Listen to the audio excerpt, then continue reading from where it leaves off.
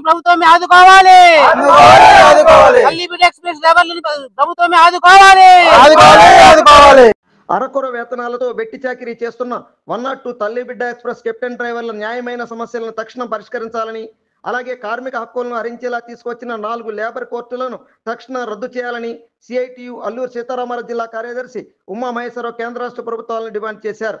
కాగా తమ సమస్యల పరిష్కారం కోరుతూ ముందస్తుగా ఇచ్చిన సమ్మె నోటీసును అనుసరించి 102 కెప్టెన్ డ్రైవర్లు రాష్ట్ర వ్యాప్తంగా మంగళవారం ఒక్కరోజు సమ్మె నిర్వహించారు. ఇందులో భాగంగా అల్లూరు జిల్లా కేంద్రం పాడేరులో స్థానిక జంక్షన్ నుంచి కలెక్టరేట్ వరకు, అక్కడి నుంచి తిరిగి ఐటీడీఏ వరకు పాదయాత్ర నిర్వహించి ఆయా చోట్ల ధర్నా నిర్వహించి కలెక్టర్, ఐటీడీఏ పీఓలకు వినతి పత్రాలు సమర్పించారు. ఈ ఆందోళన కార్యక్రమాల్లో సిఐటియు జిల్లా నాయకుడు సుందర్రావు, తల్లి బిడ్డ ఎక్స్ప్రెస్ ఎంప్లాయీస్ యూనియన్ జిల్లా అధ్యక్షుడు వాసు, ఉపాధ్యక్షులు దామోదర్, కార్యదర్శి సింహాచలంతో పాటు నాయకులు కొండబాబు, మహేష్, విష్ణు, చలం, శేఖర్, గోవింద్, రాజారావు తదితరులు పాల్గొన్నారు. సమాన పనికి సమాన వేతం చెల్లించాలి. జియో నెంబర్ ప్రకారంగా 18,600 రూపాయలు చెల్లించాలి. జిందాబాద్ జిందాబాద్. తల్లి బిడ్డ ఎక్స్ప్రెస్ కార్మికుల ఐక్యత. 18,500 జీతం చెల్లించాలి. 18,500 జీతం చెల్లించాలి. కల్పించాలి.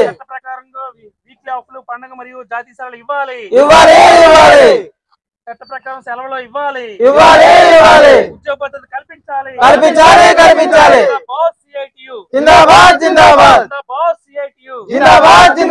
తల్లి బిడ్డ ఎక్స్ప్రెస్ కార్మికుల సమస్యలు పరిష్కారం చేయాలి. తల్లి బిడ్డ ఎక్స్ప్రెస్ కార్మిక సమస్యలు పరిష్కారం చేయాలి. కనీస వేతనం చెల్లించాలి. 18,500 రూపాయలు చెల్లించాలి. పిఎఫ్ వాటా యజమాని చెల్లించాలి. పిఎఫ్ వాటా యజమాని చెల్లించాలి. ఇన్సూరెన్స్ సౌకర్యం కల్పించాలి. ఉద్యోగ పద్ధతి కల్పించాలి.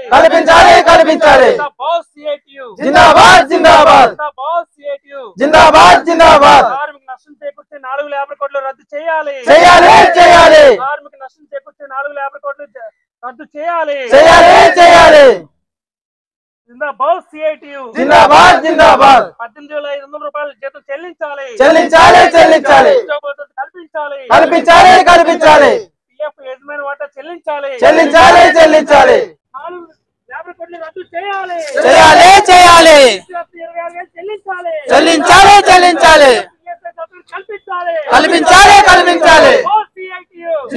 ఈరోజు తల్లి బిడ్డ ఎక్స్ప్రెస్ వాళ్ళు ధర్నా చేస్తారు. వాళ్ళ కనీస వేతనం ఈరోజు 26,000 చెల్లించాలి. కానీ 26,000 చెల్లించుకుంటా 10 సంవత్సరాల నుంచి వాళ్ళ శ్రమను దోచేసి కేవలం 7,500 రూపాయలు ఇస్తున్నారంటే ఈ దుర్మార్గం అని చెప్పేసి ఈరోజు చెప్పదలుచుకున్నాం. అందుకోసం మన ధర్నాలు చేస్తామని, ఉద్యమాలు చేస్తామని చెప్పేసి పూర్తిగా ఎటువంటి హక్కులు లేకుండా ఈరోజు చట్టంలో మార్పులు తీసుకుని రావడం వల్ల కార్మికులకి తీవ్రమైన నష్టం చేకూర్చే అవకాశం ఉంది.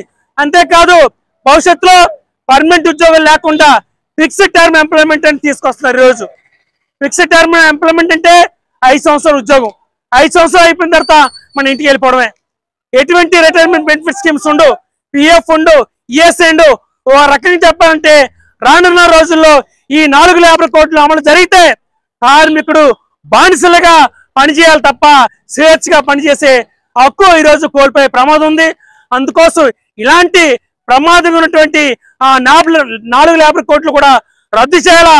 ఏవైతే పాత చట్టాలు ఉన్నాయో కార్మికుడికి అండగా ఉన్నటువంటి కనీస వేతన చట్టం కానీ, పిఎఫ్ చట్టం కానీ, రెగ్యులేషన్ చట్టం కానీ ఈ చట్టాన్ని పక్కాగా అమలు చేయాలా.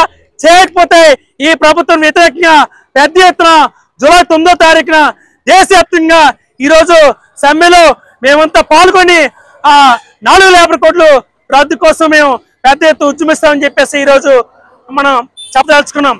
ప్రభుత్వాన్ని ఒకటే డిమాండ్ చేస్తున్నాం, కార్మికులందరూ కూడా ఉద్యోగ భద్రత కల్పించాలా, పర్మనెంట్ చేయాలా, కనీస వేతనం 26,000 రూపాయలు చెల్లించి చట్ట ప్రకారంగా జాతీయ సెలవులు, వీక్లీ ఆఫ్లు ఇవ్వాలని చెప్పేసి మనం ఈరోజు సిఐటికి డిమాండ్ చేస్తున్నాం. కాబట్టి సోదరులారా, రేపు జూలై 9వ తారీఖున జరిగే సమ్మెలో మీరంతా పాల్గొని ఆ కార్యక్రమం జయప్రదం చేయాలని చెప్పేసి తెలియజేసుకుని సెలవు తీసుకుంటున్నాను.